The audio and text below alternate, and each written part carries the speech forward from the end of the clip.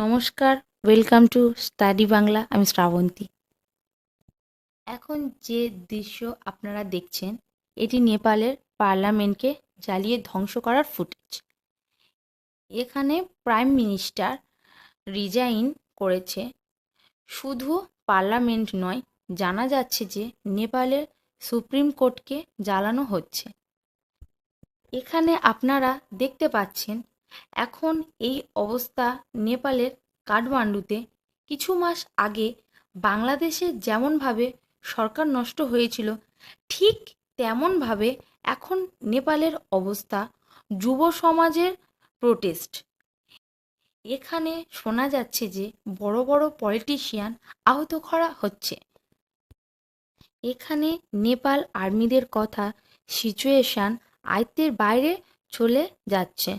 এখন দেখা যাচ্ছে নেপালের মধ্যে অনেক বড় একটা চেঞ্জ হতে চলেছে। এখানে আপনারা দেখছেন নেপালের একটি মিডিয়া হাউস খুব ভয়ঙ্করভাবে আগুন লাগানো হয়েছে। আরও কথা জানা যাচ্ছে নেপালের কিছু মন্ত্রীদের রাস্তার মাঝখানে মারধর করা হচ্ছে। এই কিছু দিনের মধ্যে নেপালের কিছু না কিছু বড় ঘটনা ঘটতে পারে। কেপি ওলি নেপালের প্রাইম মিনিস্টার দেশ ছেড়ে পালিয়ে যেতে পারে। আপনাদের প্রশ্ন হতে পারে, হঠাৎ করে নেপালে কেন এটা হচ্ছে? ওয়েবসাইট আর্টিকেল পোস্ট হচ্ছে যে এটি নেপালের জেনজি প্রোটেস্ট।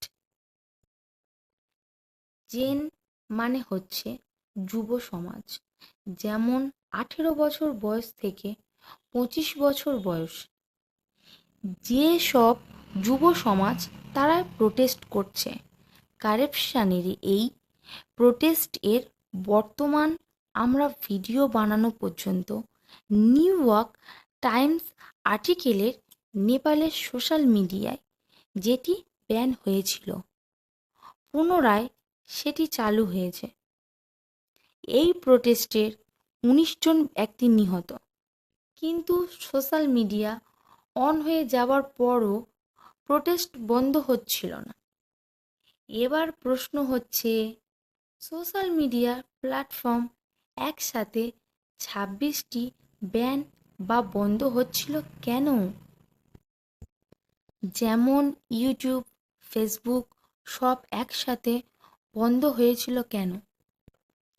নেপাল গভর্নমেন্টের কারণ ছিল যে এই সব প্ল্যাটফর্মে গভর্নমেন্টকে নিয়ে অনেক ফেক নিউজ পাবলিক করা হচ্ছিল। এমন কি কন্টেন্ট পাবলিক করা হচ্ছিল যার জন্য নেপাল গভর্নমেন্ট ব্যান করতে বাধ্য হয়েছিল? আমি এক্সাম্পল দেখাচ্ছি।